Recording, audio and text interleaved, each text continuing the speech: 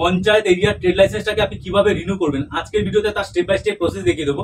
তার আগে একটা জিনিস জেনে রাখুন, 2021 সালে যখন থেকে ট্রেড লাইসেন্স স্টার্ট হয়েছিল 2024 সালে প্রথম রিনিউয়ালের ডেট পড়েছিল। যারা যারা ওই সময় রিনিউ করতে পারেনি 2025 সালে কিন্তু তারা কেউ আর রিনিউ করতে পারবে না। 2024 সালে ম্যাক্সিমামটাই রিনিউ করা যায়নি, তখন সার্ভার ডাউনের জন্য, এবং রিনিউ অপশনটা কিন্তু ওপেন হয়নি, তার ফলে কিন্তু টোটালি রিনিউ করা যায়নি 2024 সালে। 2025 সাল থেকে রিনিউ স্টার্ট হয়েছে। যাদের যাদের অ্যাপ্লিকেশন 2022 সালে প্রথম ট্রেড লাইসেন্সটা অনলাইনে করেছিলেন 2025 সালে কিন্তু তাদের ট্রেড লাইসেন্সের রিনিউ ডেট পড়ে গেছে, এবং 2025 এর মধ্যে যদি তারা রিনিউ করতে না পারেন 2026 সালে কিন্তু সেই ট্রেড লাইসেন্স আর রিনিউ করতে পারবে না। আপনাকে আবার পরের বছরে গিয়ে নতুন করে ট্রেড রেজিস্ট্রেশন করতে হবে। মানে আপনি রিনিউ যদি এক বছর মিস করেন সেই রিনিউ কিন্তু আপনি আর করতে পারবেন না। আজকের ভিডিওতে কিভাবে এই রিনিউ করতে হবে তার full step by step process দেখিয়ে দেবো। তার জন্য আপনার ডকুমেন্ট হিসেবে লাগবে শুধু আপনার পুরনো ট্রেড লাইসেন্সটা। এবং একটা জিনিস ভালো করে জেনে রাখুন, কোনো মতেই কিন্তু আপনি ট্রেড লাইসেন্সে আগের বছর যে অ্যামাউন্টটা সিলেক্ট করেছিলেন সেই অ্যামাউন্ট কোনো মতেই কিন্তু আপনি বাড়াবেন না বা কমাবেন না। কারণ যদি একবার আপনি কমিয়ে বা বাড়িয়ে আপনি সাবমিট করেন তাহলে কিন্তু আপনার অ্যাপ্লিকেশনটা অ্যাপ্রুভ হয়ে যাবে, কিন্তু পেমেন্ট আপনি আর করতে পারবেন না, মানে আপনি কোনো মতে আর সেই রিনিউয়ালটা আপনি করতে পারবেন না। তো চলুন আমি দেখিয়ে দেবো কিভাবে আপনি সঠিকভাবে আপনার ট্রেড রেজিস্ট্রেশনে রিনিউয়াল করবেন। প্রথমে আপনি গুগলের ওয়েব ব্রাউজারে গিয়ে ট্রেড লাইসেন্স রিনিউয়াল লিখে সার্চ করবেন এবং prdeodb.wb.gov.in এই ওয়েবসাইটটাতে আপনি ক্লিক করবেন। ক্লিক করার পর দেখবেন আপনার ডিটেলস অফ রিনিউয়াল এই অপশনটা চলে আসবে। আপনি এই অপশনটাতে আপনি ক্লিক করবেন এবং ডাইরেক্টলি রিনিউয়াল অ্যাপ্লিকেশন এই অপশনটাতে আপনি চলে আসবেন। এছাড়া আপনি বাম সাইডে দেখবেন ট্রেড রেজিস্ট্রেশন স্ট্যাটাসে রিনিউয়ালের অপশন দিয়ে দেবে। এখান থেকে আপনি টিক মারবেন এবং এখানে আপনি ক্লিক করবেন। ক্লিক করার পর আপনার কাছে এই অপশনটা চলে আসবে renewal application for trade NOC. আপনার ট্রেড এনওসি রিনিউয়াল করবেন। এখানে আপনি অ্যাকনলেজমেন্ট নাম্বার দেবেন। এই অ্যাকনলেজমেন্ট নাম্বারটা ট্রেড লাইসেন্সের নিচের দিকে দেখবেন এনওসি দিয়ে আপনার অ্যাপ্লিকেশন নাম্বার দিয়ে দেবে। এছাড়া আপনার যে অ্যাপ্লিকেশন ফর্মটা আপনি আগের বছর ডাউনলোড করেছিলেন সেই অ্যাপ্লিকেশন ফর্মেও কিন্তু আপনার অ্যাপ্লিকেশন অ্যাকনলেজমেন্ট নাম্বার দেওয়া থাকবে।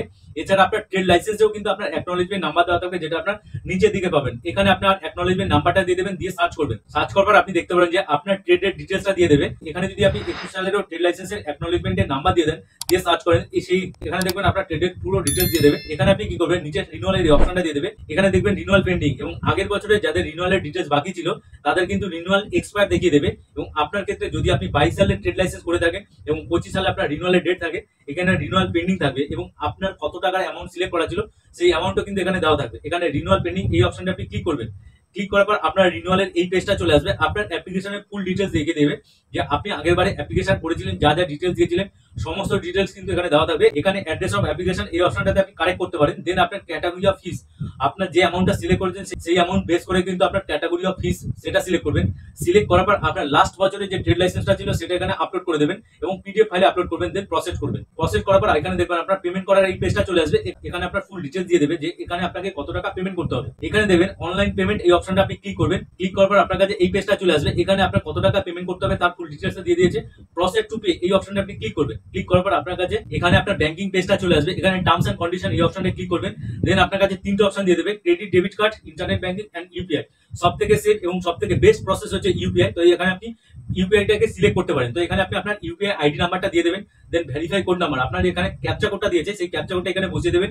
দেন এখানে নিচে দেখবেন কমপ্লিট পেমেন্ট অন ফোন এই অপশনটা আপনি ক্লিক করবেন। ক্লিক করার পর দেখবেন আপনার ফোনের ইউপিআই তে যদি আপনি ফোন পে সিলেক্ট করেন, যদি আপনি গুগল পে সিলেক্ট করেন, আপনার ফোনে আপনার পেমেন্টের নোটিফিকেশনটা চলে আসবে। আপনি সেইখান থেকে ক্লিক করে আপনি পেমেন্টটা কমপ্লিট করবেন। কমপ্লিট করার পর এখানে যে টাইমারটা দিয়ে দেবে এই টাইমারটা অটোমেটিক প্রসেসিং হয়ে যাবে এবং এখানে প্রসেসিং এর এই পেজটা চলে আসবে এবং আপনার নাম এখানে শো করবে। শো করার পর দেখবেন আপনার এই পেজটা চলে আসবে। এখানে আপনার মানি রিসিভ ডাউনলোড, এখানে আপনি যে পেমেন্টটা করেছেন তার মানি রিসিভ ডাউনলোড এখানে করে নিতে পারবেন। এবং নিচে দেখবেন যে ডাউনলোড সার্টিফিকেট এই অপশনটা যখন আপনি ক্লিক করবেন, যে সার্টিফিকেটটা ডাউনলোড হবে সেটা দেখবেন আপনার পুরনো সার্টিফিকেটটাই ডাউনলোড হয়েছে। এইখান থেকে আপনি আবার ব্যাক যাবেন, পাশে যে ট্রেড লাইসেন্স স্ট্যাটাস এই অপশনটা আছে এই অপশনটা ক্লিক করবেন এবং আপনার অ্যাকনলেজমেন্ট নাম্বারটাকে আবার বসিয়ে দেবেন। বসিয়ে দেওয়ার পর এখানে আপনারা দেখতে পারবেন যে আপনার অ্যাপ্লিকেশনের ফুল ডিটেলসটা দিয়ে দিয়েছে এবং একসাথে সার্টিফিকেট ইস্যু আছে। প্রিন্ট অপশনটা ক্লিক করবেন। দেন আপনারা দেখবেন ট্রেড লাইসেন্সটা যে রিনিউয়াল হয়েছে সেই রিনিউয়ালের কারেন্ট আপডেট 2028 কারেন্ট আপডেটের ট্রেড লাইসেন্সটা বেরিয়ে আসবে। এই ট্রেড লাইসেন্সটা আপনি ভালো করে দেখে নেবেন এবং এটাকে আপনি প্রিন্ট করে রাখবেন। এটাই হচ্ছে আপনার রিনিউয়াল ট্রেড লাইসেন্স। এবং এইভাবে কিন্তু প্রত্যেক বছর যেই বছর আপনার রিনিউয়ালের ডেট পড়বে, মার্চ পেরিয়ে যাওয়ার পরে আপ টু ডিসেম্বর পর্যন্ত যে কোনো সময়ের মধ্যে সেই সালটার মধ্যে কিন্তু আপনি রিনিউয়াল করে নেবেন। তো আজকের ভিডিওটা এই পর্যন্ত। ভিডিওটা যদি ভালো লাগে তাহলে ভিডিওটাকে লাইক করবেন।